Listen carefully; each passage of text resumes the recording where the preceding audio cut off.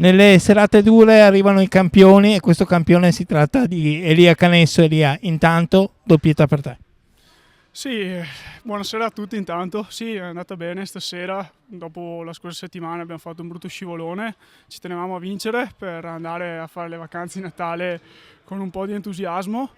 E sì, io non guardo i gol, alla fine per me l'importante è il bene della squadra, quindi bene. Serata molto difficile. Elia, ci sono due ricordi, uno è mio fratello e una dedica speciale a te.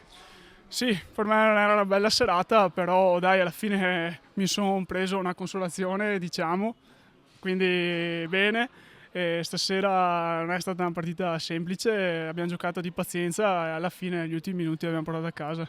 Adesso Elia c'è una pausa e poi si ritorna qua il 4 di gennaio in casa.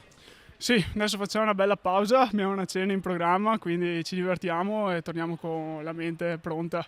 Quindi a questo punto Elia, da parte tua, gli auguri ai tifosi del Roller. Certo, tanti auguri di Natale a tutti i tifosi del Roller.